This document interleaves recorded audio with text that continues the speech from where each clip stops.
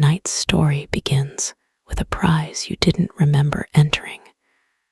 A free vacation to a remote village, so beautiful it feels unreal. The air is sweet, the locals are kind, and the harvest festival is almost ready. But there's one rule nobody tells you until it's too late. Once you arrive, you don't leave. Welcome to Whispers in the Dark. Now dim the lights, get comfortable, and let's begin. I used to think the phrase, once in a lifetime, was just marketing, something printed in glossy brochures above pictures of beaches that never looked that blue in real life. But the email that arrived on a rainy Wednesday in late September felt like it had weight to it, like it carried its own weather. Congratulations, it said, bright and bold, you've won. I remember the exact moment because the office air smelled like burnt coffee and printer toner, and my monitor reflected my own face back at me. Pale, tired, half hopeful in the way you get when you've been disappointed enough times that you don't trust good news. It was a contest I didn't even remember entering. A community engagement raffle, the footer explained, sponsored by a travel collective and local cultural preservation partners.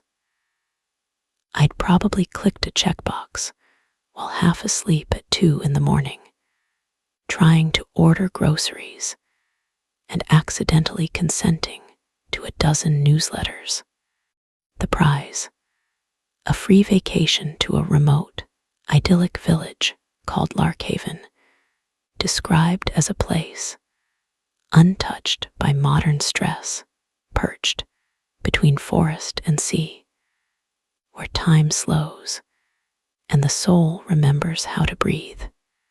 It included transport, accommodations, meals, and full participation in seasonal traditions.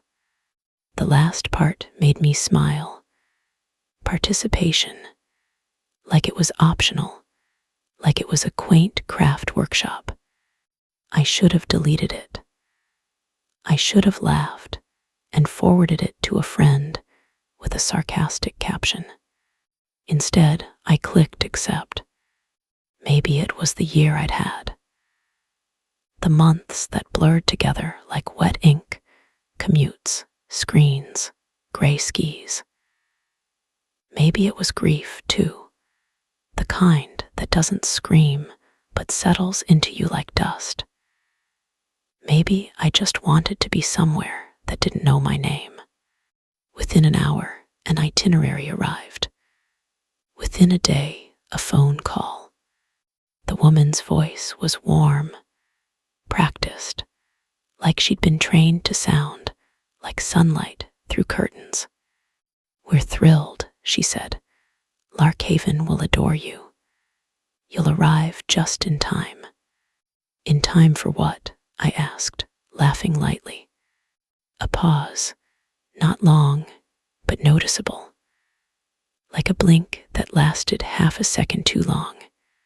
The harvest festival, she said. It's our most important season. Right, I said, of course. Do you have any dietary restrictions? Allergies? Aversion to smoke, crowds, music? No, I said, nothing serious. Another pause. And you understand, she added, still gentle, that Larkhaven is very remote. Once you arrive, leaving before the festival concludes is difficult. Because of transportation, I asked. Yes, she said, and tradition. She laughed softly, as if that was charming. I should have heard the warning in it. I should have asked questions. I should have listened to the way the word tradition sat in her mouth, heavy and old. But I was already imagining clean air and quiet nights, a place where my phone would lose signal and no one could reach me. I wanted to disappear, just for a while. So I told her I understood, and that was how I ended up on a small, rattling bus 3 weeks later, leaving the last real town behind like a shed skin. The road narrowed into a single lane of cracked asphalt that threaded through dense forest. The trees grew close, leaning inward until they formed a tunnel. Their branches met overhead, a woven ceiling of leaves. The sunlight changed color beneath them, green and filtered, like it had been strained through glass bottles. There were 6 of us on the bus, 4 tourists besides me and the driver. The other passengers were the kind of strangers you'd see in an airport lounge. Tired eyes, travel pillows, cautious smiles. We nodded politely, then retreated into our own worlds. My seatmate, a woman in her early 30s, with a bright scarf and a camera strap around her wrist, introduced herself as Celia. "I can't believe this is free," she whispered, as if the forest might hear her and change its mind. "I've been dying for something authentic. No resorts, no crowds."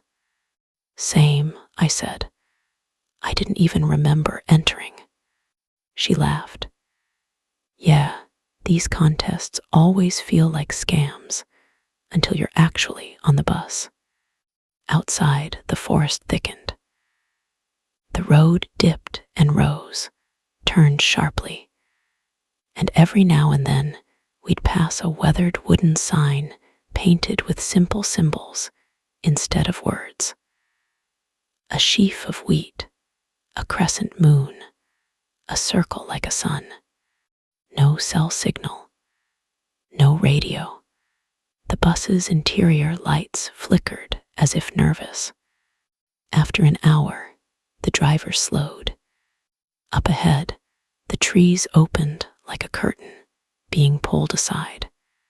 And there it was, Larkhaven.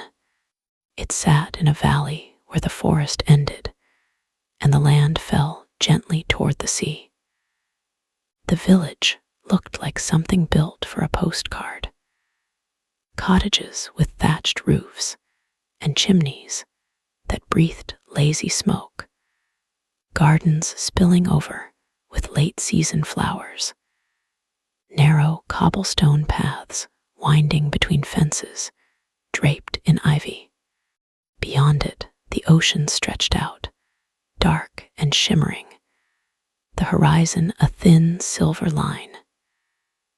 The air smelled like salt and wood smoke, and something sweet, overripe fruit, maybe, or crushed herbs.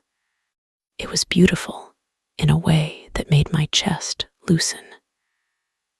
Like I'd been holding my breath for months without realizing. The bus rolled to a stop beside a wooden archway carved with vines and wheat stalks. Bells hung from it, small copper bells that chimed softly in the breeze. A group of villagers waited beneath the arch, smiling as if they'd been rehearsing. Men and women of various ages, dressed in simple clothing, linen shirts, wool skirts, boots scuffed with honest dirt. Their faces were sun-browned and open, their eyes bright. At the center stood an older man with a gray beard and a posture like a tree trunk. Beside him was a woman with hair braided down her back, her hands folded neatly at her waist. Welcome, the man said, voice rich and steady. Welcome to Larkhaven. The braid-haired woman stepped forward. I'm Mara, she said, and this is Eldon. We're so glad you're here. You must be exhausted. Her gaze moved over us, slow and careful, like she was counting. We've prepared homes for you, she continued. Food, baths, rest. You've arrived at a sacred time. Eldon smiled. The harvest is nearly ready. The festival begins soon. The villagers clapped softly. A ripple of applause that felt oddly formal. Celia squeezed my arm, delighted. This is amazing, she whispered. I smiled back. I felt chosen, like I'd stepped into a story that had been waiting for me. We got off the bus. As my boots touched the ground, something shifted in the air, subtle but real, like crossing an invisible line. Like the valley took a slow breath and held it. A young boy ran up and offered me an apple from a wicker basket. It was small, red-striped, and warm from the sun. Welcome, he said shyly. I took it, thanked him, and bit into crisp sweetness. The villagers watched me eat. Not hungrily, not obviously, but attentively, as if it mattered. Mara led us down the main path. The cobblestones were smooth underfoot, worn by generations. Along the way, villagers waved and greeted us by name, even though we hadn't introduced ourselves. Welcome, Celia. Welcome, Jonah. Welcome, Kira. I stiffened when an elderly woman smiled at me and said, Welcome, speaking my name clearly, warmly, like she'd known me forever. I laughed awkwardly. How did you? Mara glanced back, her braid swinging. We've been expecting you, she said simply. The cottages were closer up, their windows small and bright with curtains. Herbs hung in bundles from doorframes, sage, rosemary, lavender. There were carvings everywhere, above doors, along fence posts, etched into stone steps. Wheat, moons, circles, and another symbol I didn't recognize, a spiral, tight and inward turning. We were each assigned a cottage. Mine was at the edge of the village, where the gardens gave way to tall grass and the beginning of the forest. It had a low stone wall, a little porch, and a wind chime made of bones, small, delicate bones that clicked softly when the breeze passed. I told myself it was probably from fish or birds, something harmless. Inside, the cottage was impossibly cozy. A fireplace, already laid with kindling. A bed with thick quilts. A wooden table set with bread, cheese, and a bowl of dark berries that looked like blackberries, but slightly larger. There was a note on the table, written in careful handwriting. Rest, eat. Tonight we gather at dusk. No signature. I set my bag down and walked to the window. From here, I could see the village square, where people were already hanging banners, cloth dyed in deep reds and golds. Someone was stringing more bells. Children ran in circles, laughing. Beyond that, the sea. And beyond the sea, the world I'd come from. I felt a strange, sudden certainty that my life before this had been a dream. And this This valley, this air was real. I took a bath in the little copper tub by the fire, letting the heat seep into my bones. I ate too much bread. I lay on the bed and listened to the wind. Somewhere in the forest, something called out. It wasn't a bird, not quite. It was too low, too long. A sound like a throat clearing in the dark. I sat up, heart thumping, and waited. The sound didn't come again. At dusk, a knock. When I opened the door, a young woman stood there with a lantern. She smiled, eyes reflecting the flame. "Time," she said, "come." Outside, the village had transformed. The square was lit with torches and lanterns. Tables had been arranged in a wide ring, overflowing with food, roasted vegetables, stews, loaves of bread, platters of fish, bowls of fruit. The air was thick with spice and smoke and sweetness. Music drifted from somewhere, a fiddle, a drum, voices humming in harmony. The villagers were dressed differently now. Brighter cloth, flower crowns, sashes woven with wheat. Mara and Eldon stood at the center of the square, beside a tall wooden pole carved with the spiral symbol. Around its base, bundles of wheat had been tied with red ribbon. The tourists gathered together like a small herd. Celia bounced on her heels. "This is the welcome feast, right?" she said, like a meet and greet. Jonah, a tall guy with a beard and a nervous habit of rubbing his hands, smiled thinly. "Sure, why not?" Kira, quiet and sharp-eyed, scanned the crowd. "Feels ceremonial," she murmured. Eldon raised his hands, and the music softened. "Tonight," he said, "we welcome you into our home. You are guests, yes, but more than guests. You have been chosen." Again that word, chosen. The villagers' faces glowed in torchlight, their smiles steady. Mara stepped forward, holding a wooden bowl. The bowl was filled with something dark and thick. "Our first tradition," she said, voice gentle. "A taste of Larkhaven, to bind you to the season, to keep you safe while you are here." She offered the bowl to Celia first. Celia laughed, delighted. "What is it?" Mara's smile didn't change. "Our harvest syrup," she said, "made from late berries and honey. It's sweet."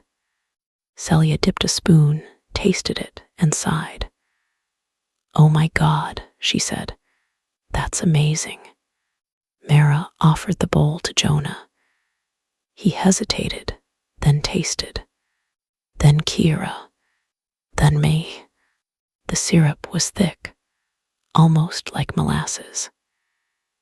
It tasted sweet at first, berries, honey, something floral. But underneath was an earthy bitterness that clung to the back of my tongue, like a memory of burnt leaves. As I swallowed, warmth spread down my throat and into my chest.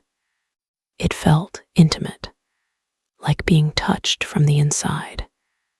Mara watched me closely, her eyes soft. "Good," she said, "good."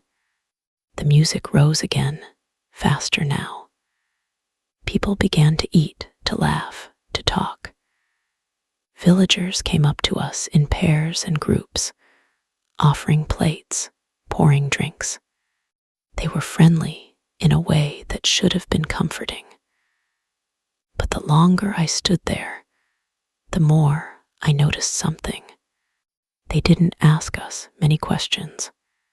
They didn't ask where we were from, what we did for work, whether we liked it here. Instead, they made statements. You must have been so tired. You've carried so much. You'll sleep better tonight. You'll feel lighter as the festival approaches. It was like they were reading a script written specifically for us. Like they knew what we needed to hear. A man with kind eyes offered me a cup of something steaming. Tea, he said, for dreams. Thanks, I said, taking it. He smiled, drink it all. I laughed, I will. His gaze held mine. Drink it all, he repeated, still smiling. A chill crawled up my spine. I sipped. The tea tasted of chamomile and something sharper, like pine sap. I set the cup down after a few swallows. The man's smile didn't falter, but his hand gently nudged the cup closer to me. Drink, he said, softer now. I picked it up and finished it, forcing a light laugh. Okay, okay. He patted my shoulder like a child being corrected. Good, he said. As the night deepened, the festival energy grew. People danced. They sang in a language I didn't recognize, the syllables round and old. The spiral symbol appeared everywhere in jewelry, in embroidery, carved into wooden plates. At one point, I excused myself and walked away from the square to breathe. The air beyond the torchlight was cooler, damp with sea mist. I looked up. The sky was clear, crowded with stars. The forest edge was a black wall, and along that wall, at regular intervals, I saw small lanterns hanging from trees, little points of light like eyes. I frowned. I hadn't noticed them earlier. A soft voice behind me. Beautiful, isn't it? Mara stood beside me, hands clasped. Up close, I could see faint lines around her eyes, like she smiled often. It is, I said. She looked toward the forest lanterns. Those are the boundary lights, she said. They keep the forest in its place. The forest in its place, I repeated, half joking. Mara's gaze drifted back to me. And they keep you in yours, she said gently. I laughed again, but it came out wrong, too thin. I was actually thinking of taking a walk tomorrow, I said. Maybe down to the beach, or... You may, she said immediately. Of course, we want you to explore. We want you to feel at home. Great, but do not go beyond the boundary lights, she added, still gentle. Not until after the harvest festival. It's not safe. What's out there? I asked. Mara's smile softened, almost sad. Old things, she said. Hungry things. And besides, it would be disrespectful. Disrespectful to who? Mara turned back toward the square. To the season, she said. To the village. To what has welcomed you. She started to walk away, then paused. And you must know, she added, as if remembering something important. The buses do not return until the festival ends. I stared at her. Wait, what? The itinerary said. It said transport is provided, she said smoothly. And it is. You arrived safely. But what if someone needs to leave early? I asked, suddenly aware of how loud my heartbeat was. Mara tilted her head. Why would you need to? She asked, still calm, still kind. I opened my mouth, closed it, because I might want to, because I can, because I'm not yours. But I only managed just emergencies. Mara stepped closer. The lantern light painted her face in warm gold. We take care of our own, she said. No one will need to leave. Her hand touched my arm, just above the wrist. Her fingers were warm, but the pressure was firm, more grip than comfort. Enjoy your night, she whispered. And then she was gone, swallowed by music and torchlight. I stood there for a long moment, staring toward the boundary lanterns. They swayed gently in the breeze, like they were breathing. That night, I dreamed of wheat, endless fields of it, taller than me, whispering as it moved. The stalks brushed my skin like hands. The sky above was the color of bruises. Somewhere in the field, bells chimed soft, distant. I ran toward them, pushing through the wheat, but it thickened, tightened, wrapping around my ankles. I looked down and saw it wasn't wheat anymore. It was hair, long, pale hair, braided into ropes that coiled around me. I tried to scream, but my mouth filled with syrup, thick, sweet, bitter. In the distance, something turned slowly, like a massive wheel, a spiral.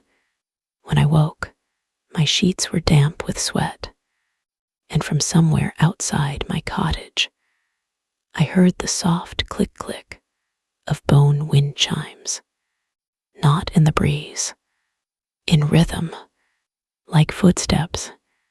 I lay still, listening. The clicking stopped. A whisper slid through the crack beneath my door. Not words, just breath. Then silence. In the morning, sunlight poured into the cottage, bright and innocent. The village outside looked normal again. Children ran, birds chirped, smoke drifted lazily from chimneys. I told myself it had been a dream. I ate breakfast, fresh bread, jam, boiled eggs left on my porch in a covered basket. Another note. Walk today, see the sea, come to the square at noon. I stepped outside. The air was crisp, scented with salt and pine.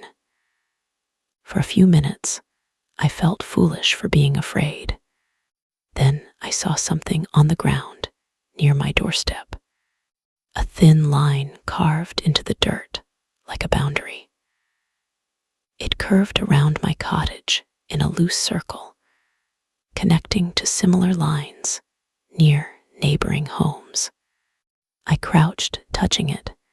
The groove was fresh, as if someone had drawn a perimeter around my house while I slept.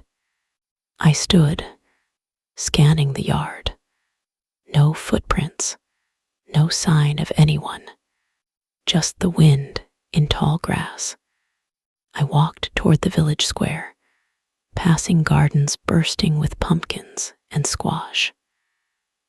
The harvest was everywhere stacked, displayed, celebrated. But as I moved, villagers emerged from doorways and paths, greeting me, smiling, always smiling. Good morning. You slept well. You look brighter. You're settling in.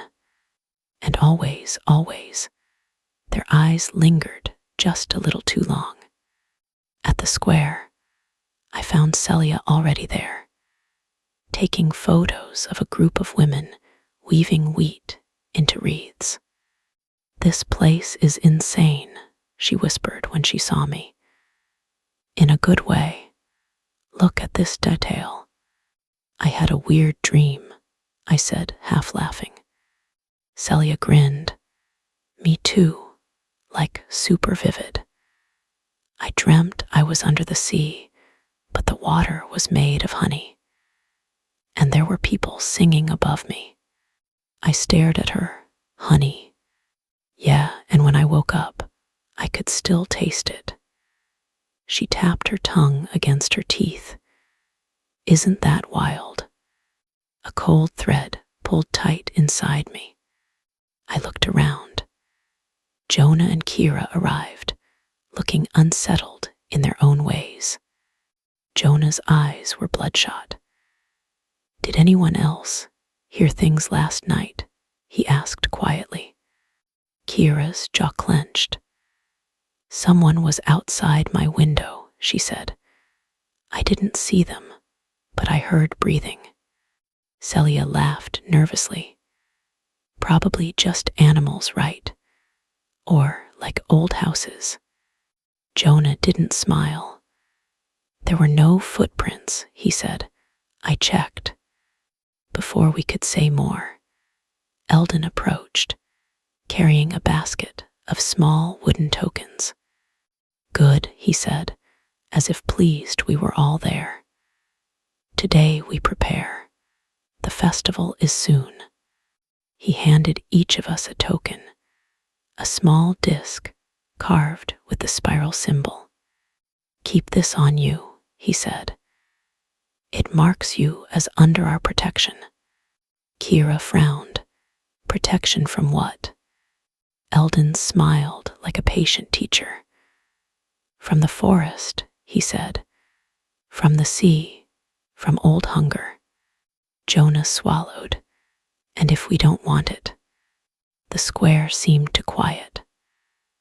Not silent, people still moved, still worked, but the atmosphere sharpened, attentive. Eldon's smile remained. Why wouldn't you? He asked. Jonah forced a laugh. Just asking. Eldon leaned closer, lowering his voice as if sharing a secret. You do, he said gently. You want to be safe. Everyone wants to be safe. He pressed the token into Jonah's palm and closed Jonah's fingers around it. Good, Eldon said.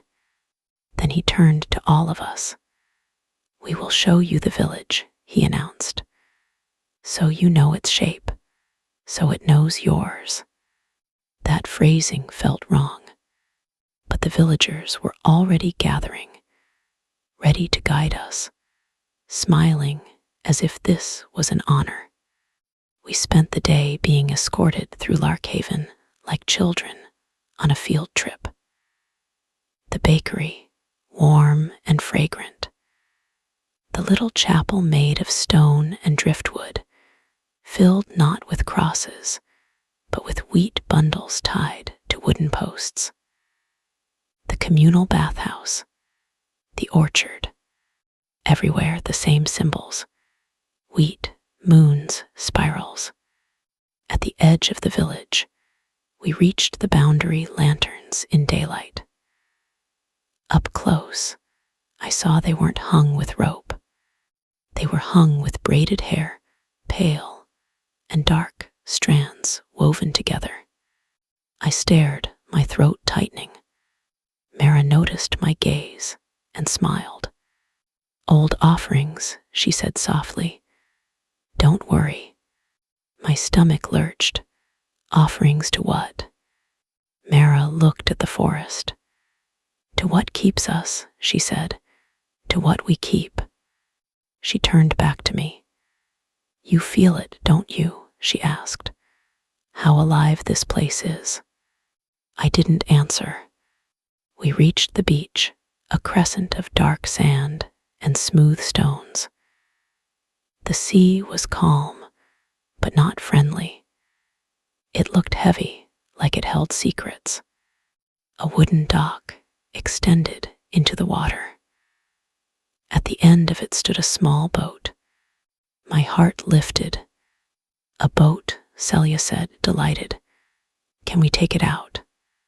The villagers laughed softly, but not in a joking way. More like a parent indulging a child's silly question. Eldon shook his head. Not until after the festival, he said. The sea is restless this season. I stepped closer to the dock, eyes fixed on the boat. It looked sturdy, simple, oars resting inside. Could someone use it in an emergency? I asked, trying to sound casual. Mara's hand appeared at my elbow, not gripping, but guiding. No, she said gently. It's not for leaving. I turned to her, forcing a smile. Then what is it for? Mara's smile softened. For the offering, she said. The word hit me like cold water. Offering, I repeated. She tilted her head. You'll see, she said, all in good time. That night, the second gathering happened. More food, more music. More syrup poured again, insisted upon. I tried to refuse. Mara's eyes darkened, just slightly. It's tradition, she said softly. It upsets the season to refuse. So I swallowed, and once again, warmth spread inside me, settling like something alive. After the feast, Celia pulled me aside, giggling. Okay, she said, eyes bright. I'm obsessed. This place is like therapy. I haven't felt this calm in years. I stared at her. You feel calm. Yeah, she said, don't you? I opened my mouth, then hesitated, because the truth was, part of me did feel calm, not safe, not comfortable, but heavy, like a blanket pressed down on my thoughts, like my anxiety had been muted. And that scared me most, because I didn't know what inside me was being quieted. Jonah approached, face tight. We need to talk, he said. Kira joined us, eyes flicking around. Jonah lowered his voice. I tried to walk past the boundary lanterns, he whispered. Celia gasped. Why? Because I want to know we can leave, Jonah snapped, then softened. I didn't go far, just 10 steps. What happened? I asked, my stomach hollow. Jonah swallowed hard. It felt like walking into thick smoke, he said, but there wasn't any. The air turned sticky. And then he rubbed his wrists, unconsciously. And then I heard something, he whispered. Like someone whispering inside my head. Not words, just pressure. Like hands pushing me back. Kira nodded slowly. I felt it too, she said. This place isn't just remote. It's contained. Celia laughed nervously. Maybe it's some kind of sensory thing, like a ritual boundary. Jonah's eyes flashed. Celia, I saw something in the trees. What? I asked. Jonah's voice dropped. Faces, he said. Not animals, faces, pale, hanging. A cold wave rolled through me. Kira grabbed Jonah's arm. We leave, she said quietly. We leave tomorrow. Jonah nodded. Celia's smile faltered. You're being dramatic, she said, but her voice shook. I wanted to believe her. But that night, when I returned to my cottage, I found the line in the dirt had been redrawn deeper now, more precise. And beside my door, Someone had placed another bundle of herbs. Not lavender, not rosemary, something darker and sharper, like dried nettles. A note was tucked into it. Do not walk after dark. The season listens. I locked my door. I pushed a chair under the handle. I told myself it was overkill. Then, around midnight, the bone chime began to click. Slow, patient. Click, click, click. Like someone tapping a fingernail against a tooth. I held my breath and listened. A voice, soft and familiar, spoke outside my window. My mother's voice. Sweetheart, it called, gentle and pleading. Open the door. My blood turned to ice. My mother had been dead for 2 years. The voice came again, closer now, right outside the glass. Please, it said, I'm cold. I didn't move. I didn't breathe. Then another voice joined it. My own voice, laughing softly. Let her in, my voice whispered. Let us in. I squeezed my eyes shut, hands pressed to my ears. The voices continued, gentle, coaxing, familiar. And then the chair under the handle shifted, just slightly, as if someone on the other side had pressed down, as if they were testing the lock. The bone chimes clicked faster. I whispered to myself, no, no, no. And then, suddenly, silence. No chimes, no voices, just the wind. In the morning, my throat was raw from holding back screams. My hands shook as I unlatched the door. Outside, the grass was undisturbed, but on my porch, perfectly centered, was a bowl of harvest syrup, and beside it, my spiral token polished, gleaming. I didn't remember leaving it outside. I walked to the square early, determined to find Jonah and Kira. I found Jonah first, standing near the well, staring into it like he expected something to stare back. His eyes were wild. We're leaving today, he said before I could speak. I don't care what they say. Kira arrived with a backpack slung over one shoulder. I've got water, she said. Food, not theirs. Celia appeared last, looking flushed and confused. Where are you going? She asked, smiling a little too brightly. Out, Jonah said sharply. Celia's smile wavered. But the festival is tomorrow. So Jonah snapped. Celia blinked, as if the concept didn't compute. But we're supposed to stay, she said softly. Kira stared at her. Supposed to, she echoed. Celia frowned. I mean, it's what we agreed to, right? We're guests. Jonah grabbed Celia's arm. Listen to yourself, he said. You sound like them. Celia pulled away, laughing nervously. You're scaring me. Kira stepped between them. We're leaving, she said to me. Are you coming? My heart hammered. The boundary lanterns flashed in my mind, braided hair. The pressure Jonah described. The voices at my window. Yes, I said. Celia's eyes filled with sudden tears. Don't, she whispered. Please don't go. Jonah stared at her, stunned. What is wrong with you? Celia wiped her cheek, laughing softly. I don't know, she said. I don't want you to upset them. The words sent a shiver through me. Kira's voice hardened. Celia, she said, do you want to leave?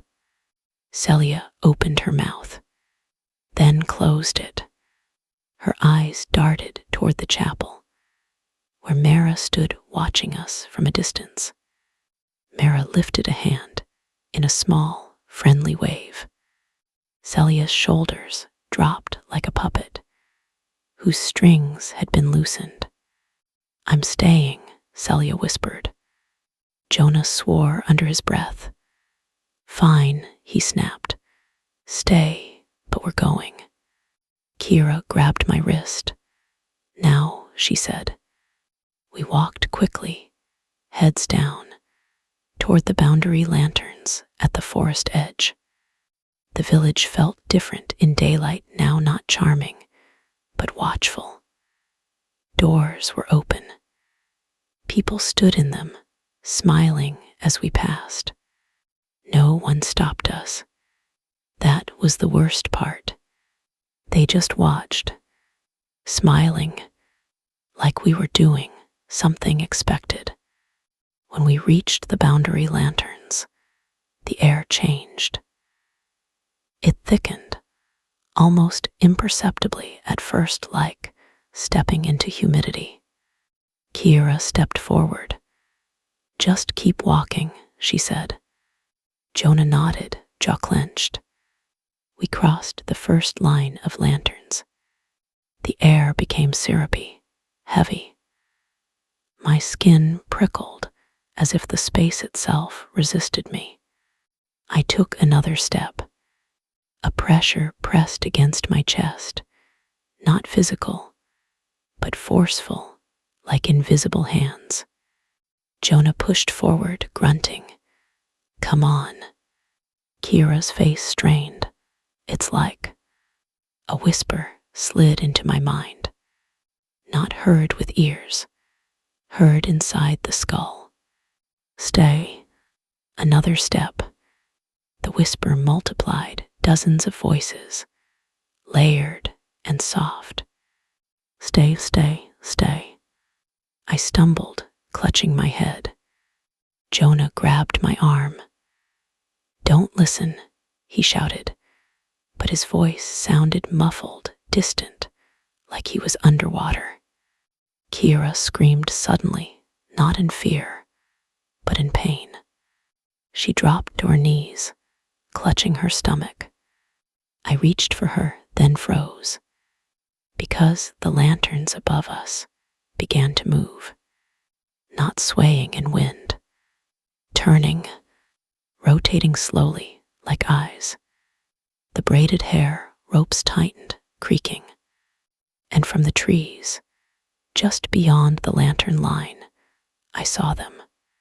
Faces, pale and stretched, half hidden among branches, not hanging like bodies, but embedded, like bark had grown around cheeks and foreheads, eyes open, wet and reflective.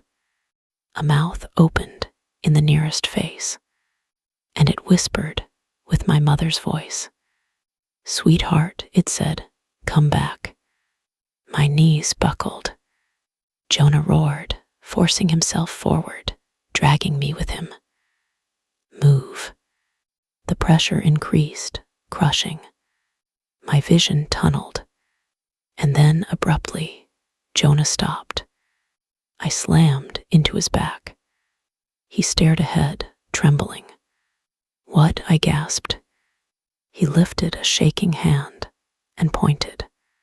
On the path beyond the lanterns, the forest road was gone. Not blocked, gone. Where the road should have been was a wall of wheat, tall, golden stalks stretching into the trees, dense as a field. But we were in the forest. There shouldn't be wheat here. The stalks rustled, whispering against each other, and the whisper inside my skull changed. No longer stay. Now it was harvest. Kira sobbed, curled on the ground. Jonah backed up, eyes wide, sweat pouring down his face. "We can't," he whispered. "We can't go." I turned frantically, looking back toward the village. Beyond the lanterns, the cottages sat peacefully. Smoke curled, the sea glittered, and Mara stood at the edge, watching, still smiling. Her voice carried to us clearly, impossibly. "Not yet," she called gently. "Not before the harvest." Jonah screamed, raw, furious, and charged back toward the village. The moment he crossed back under the lantern line, the pressure vanished. He staggered, panting, like he'd been holding his breath. Kira crawled after him, shaking. I followed, heart pounding so hard it hurt. We stumbled back into the village, as if escaping a wave. Villagers stepped aside politely, as if allowing us to pass. Smiles, soft murmurs. "No harm," someone said kindly. "Of course," another murmured. Mara met us at the edge of the square. "You shouldn't," she said softly, as if scolding children who'd wandered too close to a cliff. "The season is sensitive." Jonah shoved past her. "You're keeping us here," he snarled. Mara's smile faded just a fraction. "We are keeping you safe," she said. "No," Jonah spat. "You're trapping us." Mara's eyes softened. "It will pass," she said. "After the festival, you may go." Kira, pale and shaking, whispered, "What happens at the festival?" Mara looked at her with almost tender sympathy. "The harvest," she said simply. Eldon appeared behind her, hands clasped. "The village must eat," Eldon said. "The village must endure." Jonah's voice broke. "People can't be the harvest," he whispered, like his mind rejected the idea even as it formed. Eldon smiled gently. "People are always the harvest," he said. The words hit me with sick clarity. "Not crops, not wheat, us." We backed away slowly. The villagers didn't move. They didn't need to. Because where would we go? That afternoon, the village became busier. Preparations intensified. The air filled with drumming. The smell of roasting meat. Celia found me near my cottage, her face glowing with strange calm. "You're upset," she said softly, like she was diagnosing a child. "What did they do to you?" I demanded. Celia blinked. "Nothing," she said. "They're helping me." "Helping you do what?" I snapped. Celia smiled dreamily. "Belong," she whispered. I grabbed her shoulders. "Celia, listen to me. We have to leave. This is not normal." Celia's eyes filled with tears. "Why do you want to leave?" she whispered. "It's so warm here. Don't you feel it? Like someone finally put you down and said you can rest." Her words pierced me because part of me did feel it. The heaviness, the quiet, like the village was a blanket, like it was smothering me gently. I shook her. "Celia," I hissed. "What did you drink? What did you eat?" Celia's smile wavered. "Everything," she said, almost proudly. "They said it would make me part of the season." I let go, horrified. Celia stepped closer, reaching out as if to comfort me. "Don't fight," she whispered. "It hurts when you fight." Then she leaned in and said, so softly I almost didn't hear, They're counting us. My skin went cold. Celia's eyes flicked toward the square, where villagers moved in patterns, circles, spirals, always returning to the center pole. They need 4, Celia whispered. 4 to fill the boat, 4 to feed the season. I stared at her. 4 of us, I breathed. Celia nodded, smiling faintly. 1 stays, she whispered. 1 always stays. Her gaze drifted toward me like a blessing and a curse. And then she stepped back, her smile returning fully, and walked away humming the festival tune. That night, Jonah came to my cottage, frantic. They took Kira, he whispered. My stomach dropped. What? I went to check on her, Jonah said, voice shaking. Her cottage was empty. Her stuff was gone, like she never existed. What about the villagers? I whispered. Jonah's eyes were wild. They smiled, he said. They said she was helping with preparations. They said she's honored. He swallowed hard. I saw her, he added, voice breaking. I saw her near the chapel. They were washing her, painting symbols on her skin. My hands shook. What symbols? Jonah's voice dropped to a whisper. Spirals, he said, on her belly, on her throat. A sob rose in my chest. Jonah grabbed my shoulders. We have to do something, he said. Tonight, before the festival. What can we do? I whispered. Jonah's jaw clenched. The boat, he said. If we can reach it, if we can get it out before they stop us. But the boundary, not the forest boundary, Jonah said quickly. The sea boundary. Maybe it's different. A terrible hope sparked in me. We go now, I whispered. Jonah nodded. Now, he said. We waited until the village quieted. The drumming stopped. Lanterns dimmed. The air became heavy with sleep. But even in the silence, the village didn't feel asleep. It felt like it was listening. We crept through shadowed paths toward the beach. The moon was thin, a pale sickle.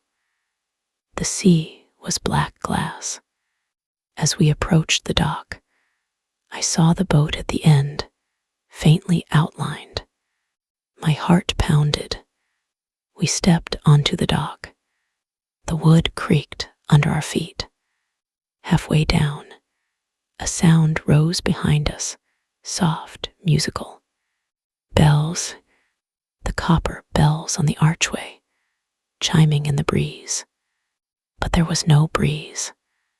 They chimed in sequence, like someone plucking them. A warning. Jonah hissed, ignore it. We reached the boat. Jonah grabbed the rope, hands shaking, and untied it. The boat rocked gently. We climbed in. Jonah took the oars. Ready, he whispered. I nodded, breath held. Jonah pushed off. The boat slid away from the dock with a soft scrape. For a moment, just a moment, I felt triumph. The village shrinking behind us, the dock receding.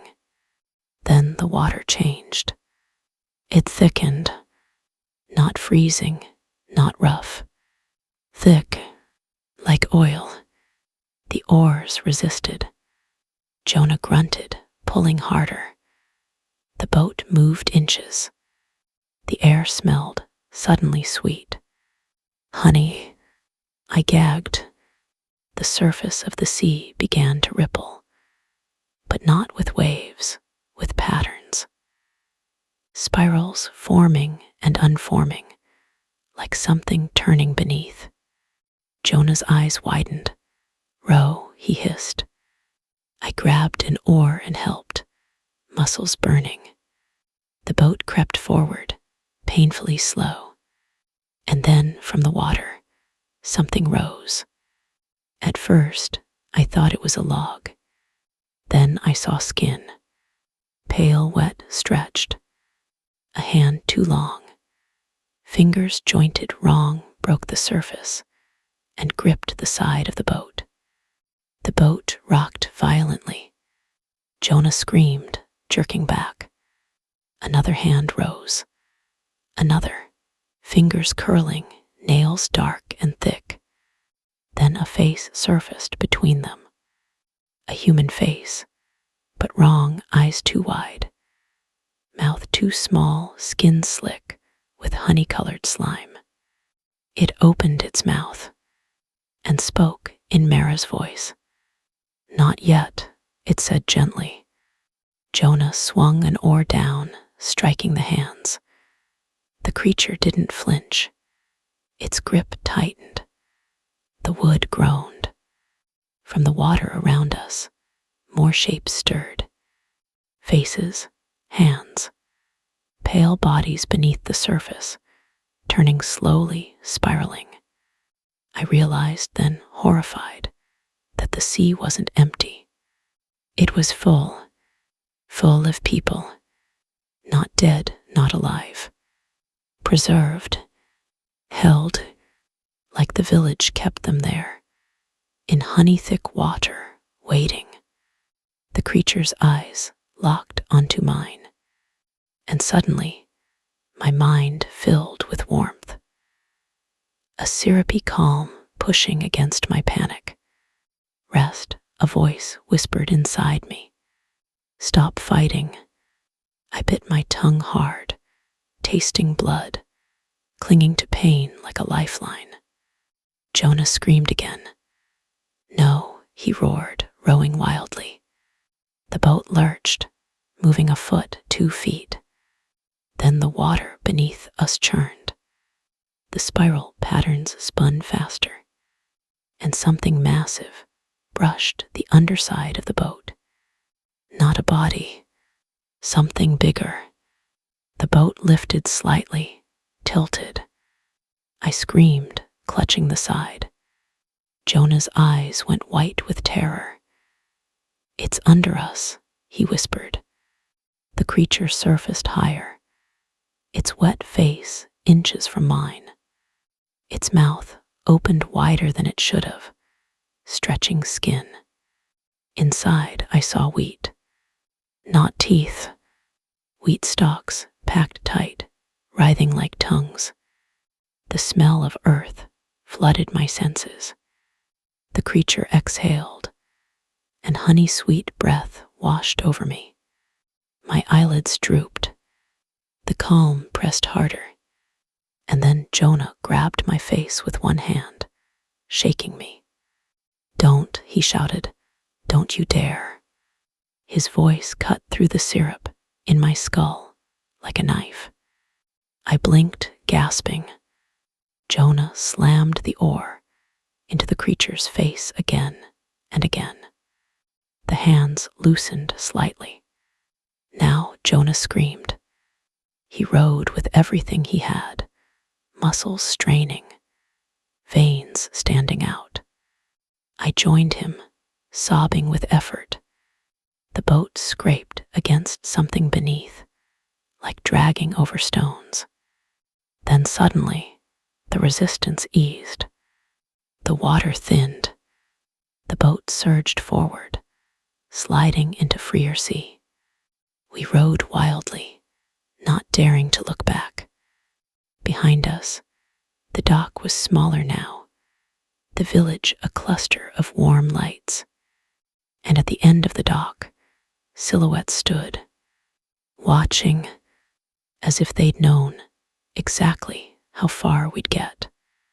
The sea ahead was darker, open. Then the fog appeared, not drifting in, rising, a wall of pale mist that rolled toward us from nowhere. It smelled like chamomile, like the tea. It wrapped around the boat, cold and wet. The world vanished. No village, no stars, no horizon. Just fog, and inside it, voices. Soft, familiar voices. My mother, my friends, my own laughter.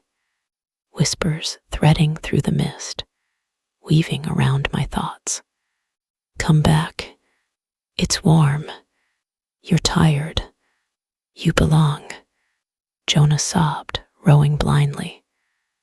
I can't see, he whispered. I reached out, hand trembling, and touched the fog. It clung to my skin like syrup. And then, through the mist, I saw something. A lantern, hanging in midair.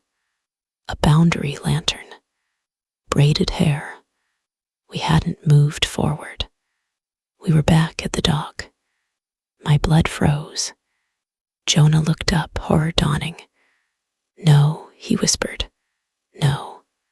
The fog peeled away, like a curtain being drawn back. We were right where we started. The boat bumping gently against the dock. The village lights glowed peacefully. And Mara stood at the end of the dock, smiling down at us. Dear ones, she said softly, why do you insist on hurting yourselves? Jonah scrambled out of the boat, stumbling backward. What are you? He screamed. Mara's smile never faltered. We are Larkhaven, she said. Behind her, villagers gathered, lanterns in hand, faces calm. Eldon stepped forward. It is almost time, he said. You should rest. Jonah's chest heaved. You can't, he whispered. You can't do this. Eldon's eyes softened. We have always done this, he said, and we will always do this. Jonah turned and ran. He sprinted up the beach toward the forest line, toward the boundary lanterns, toward anything but them. I ran after him, but villagers stepped into my path, not grabbing, not attacking, just appearing, blocking me gently with smiling faces. Rest, someone whispered. Don't run, another murmured kindly. I shoved past, panic surging. I saw Jonah reach the lantern line and slam into that invisible pressure like a bird hitting glass. He staggered, screaming, pushing, clawing at the air. The faces in the trees stirred. The wheat field shimmered beyond, whispering. Jonah turned back, eyes wild, and screamed my name. And then, hands emerged from the ground, not from the trees, from the earth itself. Pale hands, fingers long, nails black, pushing up through sand and soil like plants breaking through. They grabbed Jonah's ankles. He fell hard, screaming. He kicked, fought, sobbed, clawing at the ground. The hands tightened, pulling, and the earth beneath him softened, not like mud, but like syrup. Jonah sank. Slowly, he screamed until his throat tore raw. Villagers watched from a distance, faces sad and calm, like they were witnessing something necessary. Mara approached me, her hand gentle on my shoulder. It hurts when you fight, she whispered. Jonah's fingers clawed at the ground, leaving deep grooves. Then his hands slipped. His head sank beneath the earth like it was liquid. The last thing I saw was his eyes, wide, pleading before the ground closed over him smoothly, leaving only disturbed sand and a faint spiral pattern where he'd been. I stood frozen, unable to breathe. Mara's voice was soft, almost loving. "Two," she murmured, "two given." I turned to her, shaking violently. "You're killing us," I whispered. Mara's eyes softened. "No," she said gently. "We are harvesting." The world tilted. I nearly fainted. Mara steadied me, guiding me back toward the village. I didn't resist. I couldn't, because somewhere deep inside, beneath the terror, I felt it, the syrup warmth, the heaviness, the quiet pressing down. A part of me wanted to stop struggling, and that was the most horrifying thing of all. The festival began at dawn. The village square was transformed into something older than celebration. The pole in the center had been wrapped in wheat and red ribbon. Spirals painted on the stones. The air thick with incense and smoke. Villagers wore crowns of wheat and flowers. Their faces were bright, joyful, like it was the happiest day of the year. Celia found me in the crowd, her eyes shining. She held my hands warmly. "It's okay," she whispered. "It's beautiful. They take care of us." I wanted to scream.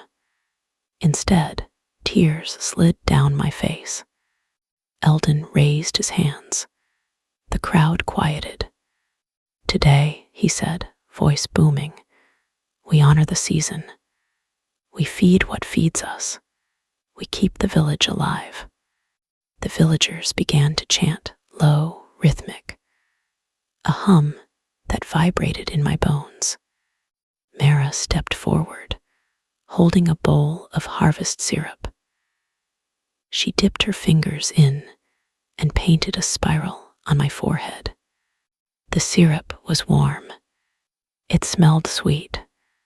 My stomach twisted. Mara leaned close, whispering so only I could hear. "You were chosen because you were tired," she said softly.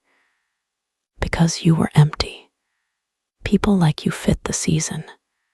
You slip into it easily." I shook, whispering, "Please." Mara touched my cheek. "Hush," she said.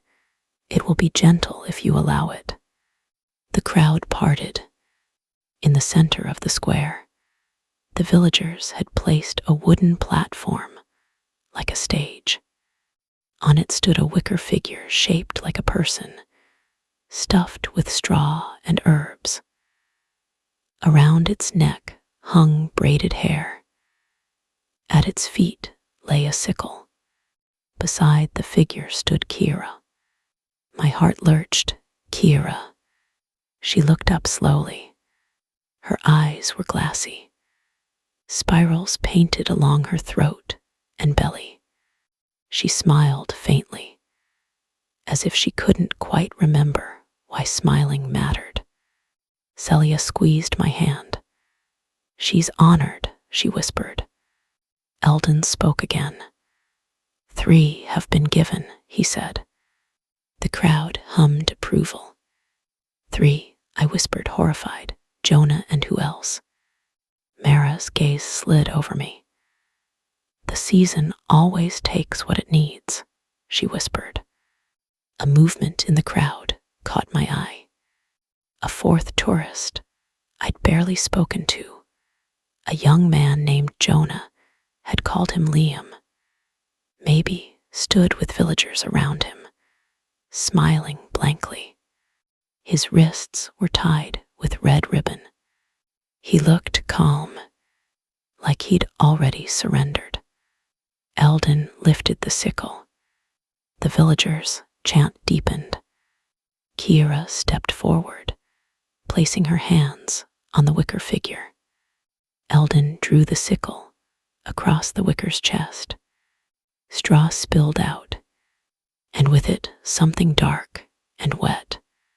Not straw, blood. The smell hit me, metallic and rich.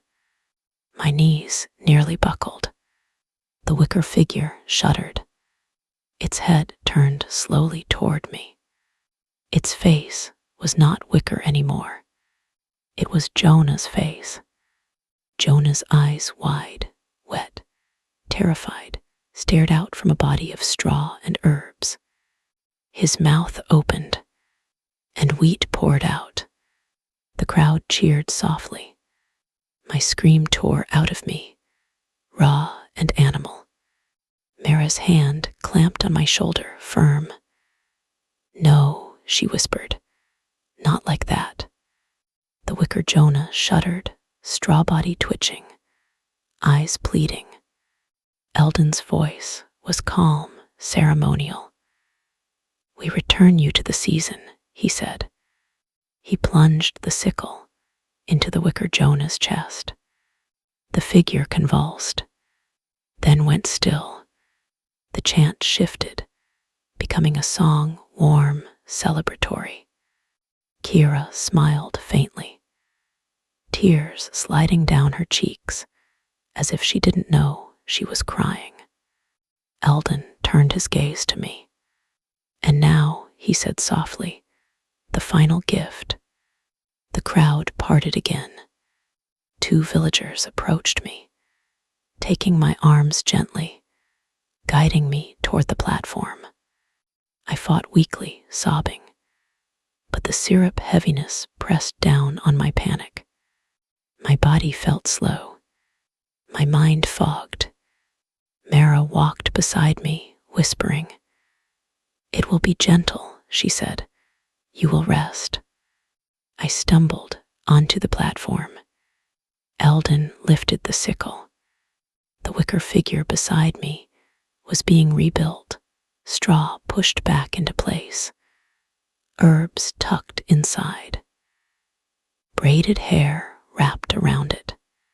The villagers hummed, smiling. I looked out at the crowd, searching for anything, any crack, any mercy. Celia stood near the front, eyes shining, smiling at me like she was proud. And then I saw something beyond her. The chapel doors were open. Inside, dimly lit, I saw shelves, rows and rows of spiral tokens. Hundreds, thousands. Each one belonged to someone who'd come here, someone who'd been chosen, someone who'd never left. A surge of rage cut through the syrup fog in my skull, sharp as lightning. I wasn't going to become a token. I wasn't going to become straw.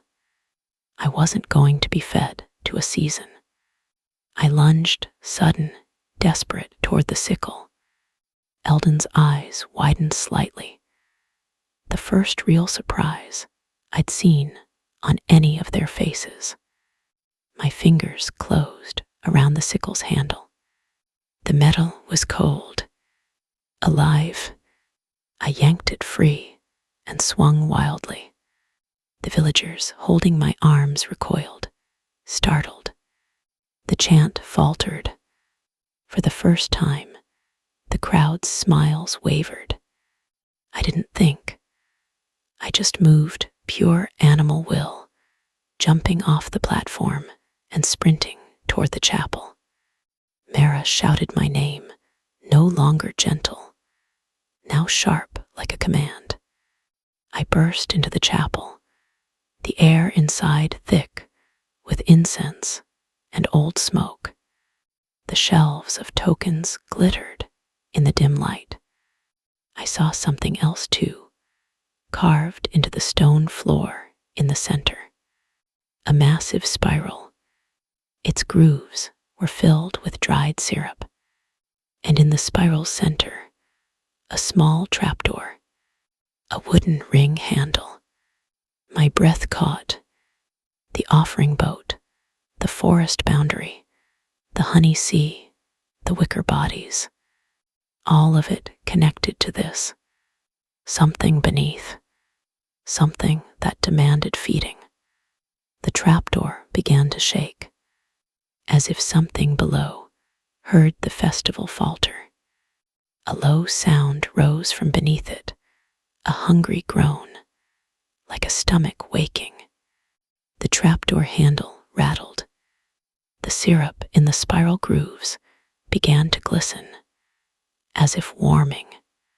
I backed away, trembling. Outside, footsteps pounded toward the chapel. Mara's voice called strained, "Do not." The trapdoor bulged upward. The wood creaked, and in that moment, I understood something with awful clarity. Larkhaven wasn't trapping us to be cruel. It was trapping us because it had to. Because if it didn't feed what lived beneath, the village would be the harvest. I looked at the shelves of tokens again.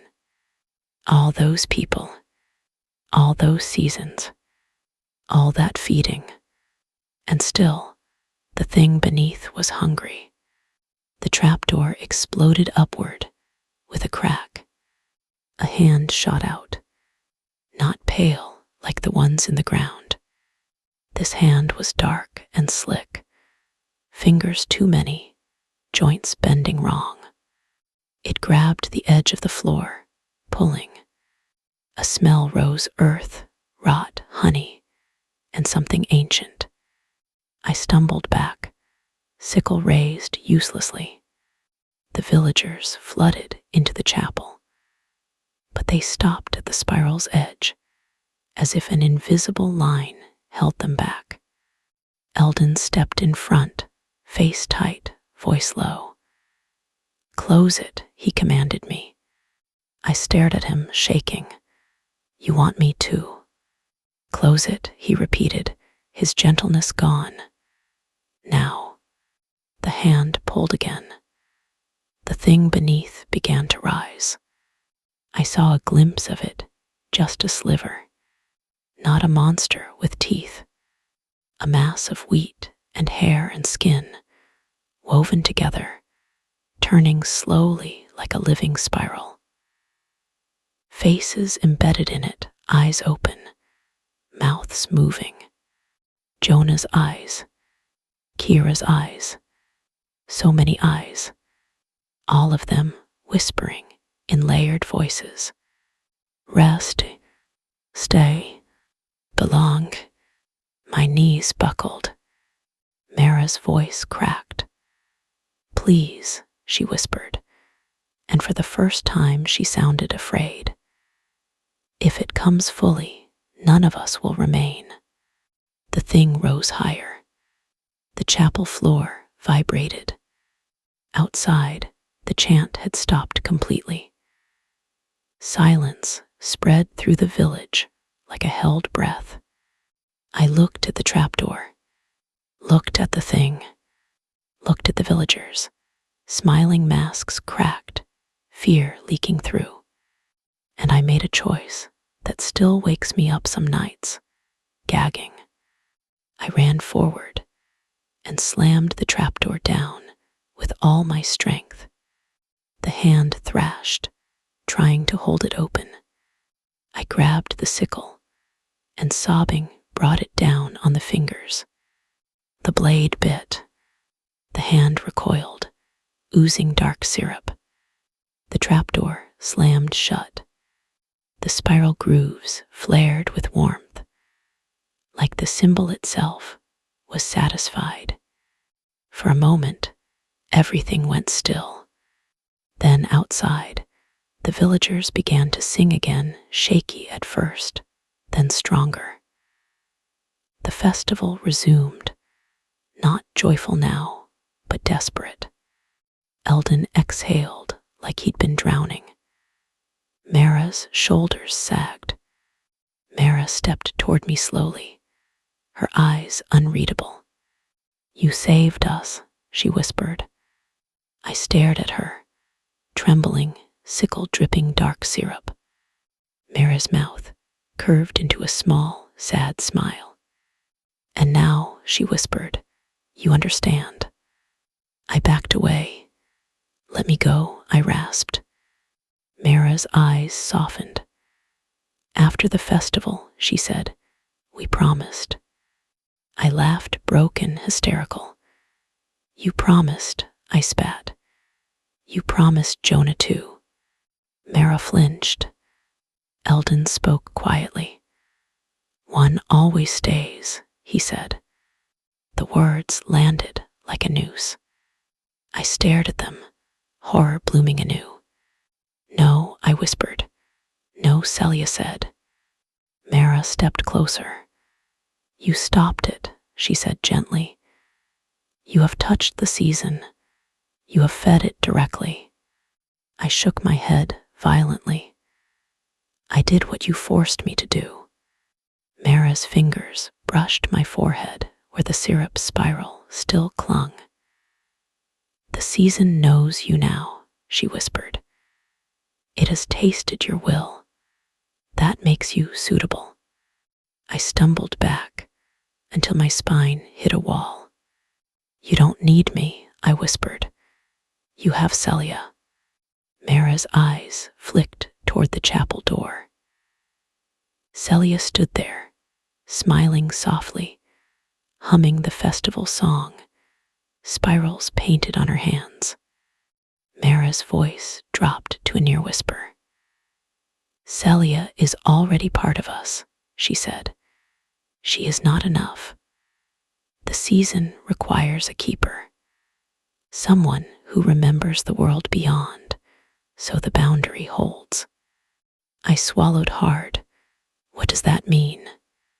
Eldon's eyes were calm, resigned. It means, he said, you may leave, if you leave something of yourself behind.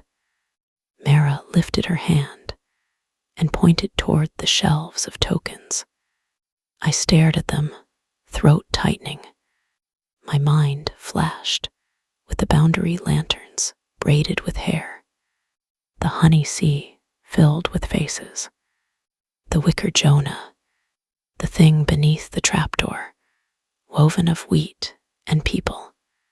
You want me to stay, I whispered. Mara's smile was sorrowful. Not your body, she said softly. Not fully. My stomach churned. Eldon stepped closer. We will take what binds you, he said. A portion, a thread, something that will keep you tied. I shook my head, tears streaming. No. Mara's hand reached out, gentle, almost loving. If you refuse, she whispered, the season will choose differently. Her eyes slid toward the village outside, toward children, toward elders. My breath hitched. That's what Jonah didn't understand, Mara whispered. We do not do this because we enjoy it. We do it because, if we don't, Larkhaven becomes the harvest. I stood shaking, caught in a trap made of mercy and horror. Outside, the festival song rose, louder now, drowning out thought. Mara's voice was the softest knife. Choose, she whispered, or the season will. I don't know how long I stood there. Seconds, hours, a lifetime. In the end, my choice wasn't brave. It was terrified. It was selfish. It was human. I whispered, what do you take? Mara's eyes closed briefly, like she was mourning. You're leaving, she whispered. Your ability to truly go.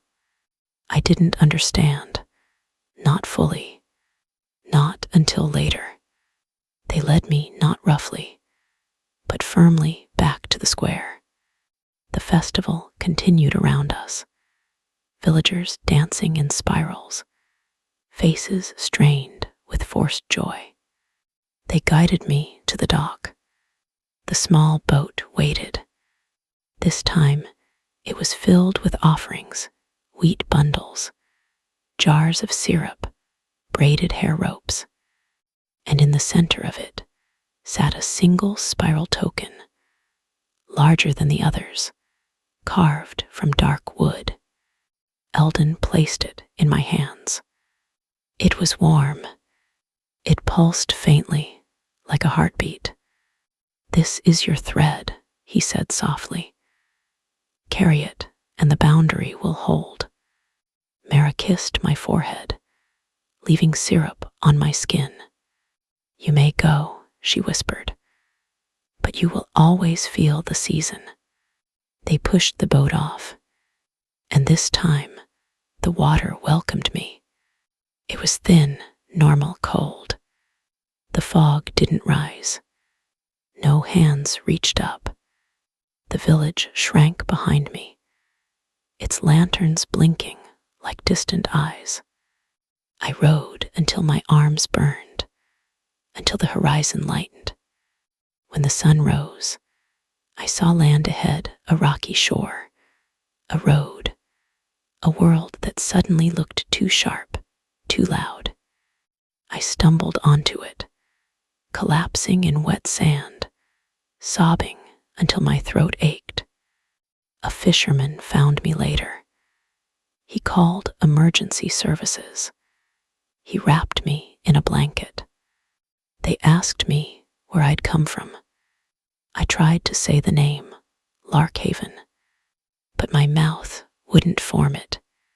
My tongue thickened like syrup. My throat tightened. The word slid away from my mind like it had never existed. I could remember the village. I could see it in my dreams, but I couldn't speak it. And when they asked me how I got there, who else was with me, where Jonah and Kira and Celia were, I tried to answer, but every time I reached for their names, my mind filled with warmth and heaviness, and a whisper curled through my skull. "Rest, stay, belong." The police searched. Of course they did. Missing persons, an abandoned prize contest, a remote area. They found nothing. No village, no archway, just forest and sea. They told me it was trauma, hallucination, a breakdown. They asked me if I'd taken drugs. I shook my head, clutching the spiral token hidden in my pocket, feeling it pulse like a second heart. I went home. I returned to my gray life, my screens, my city noise.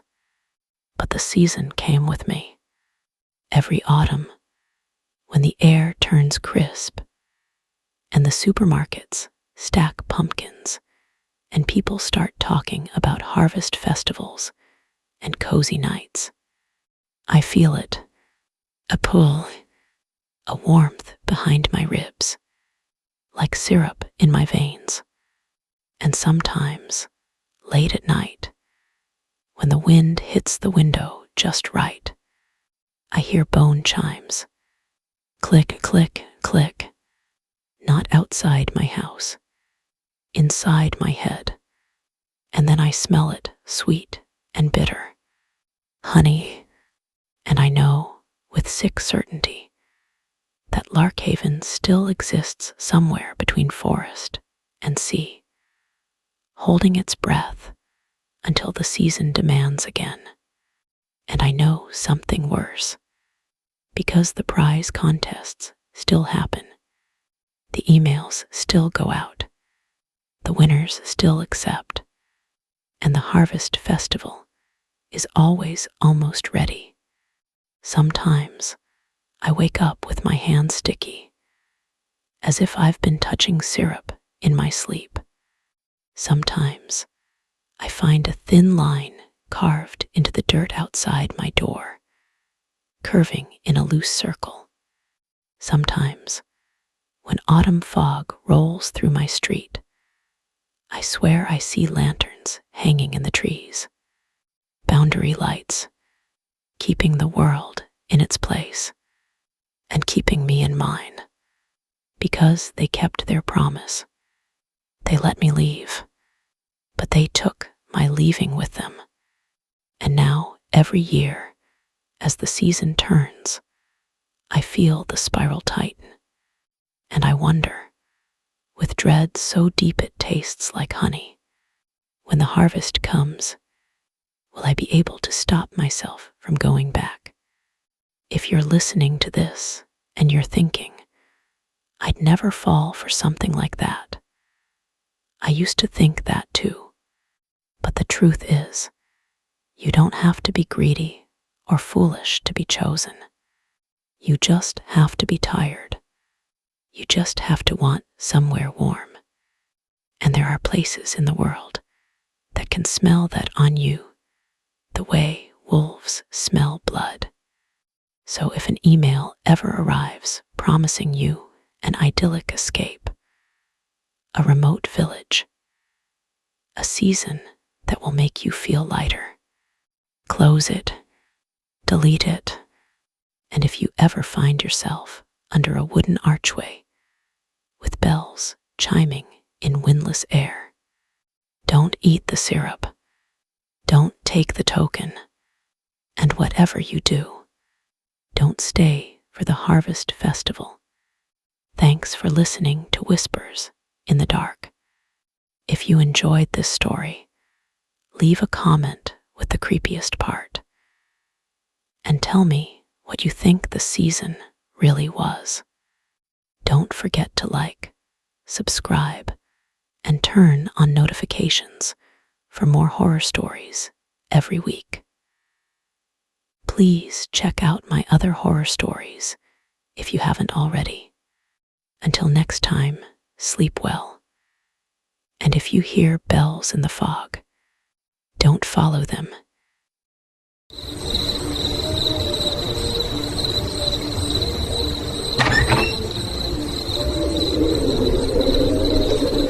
Welcome to the harvest. Whispers of a love so true, painting dreams of me and you. And I'll hold you close in this moment.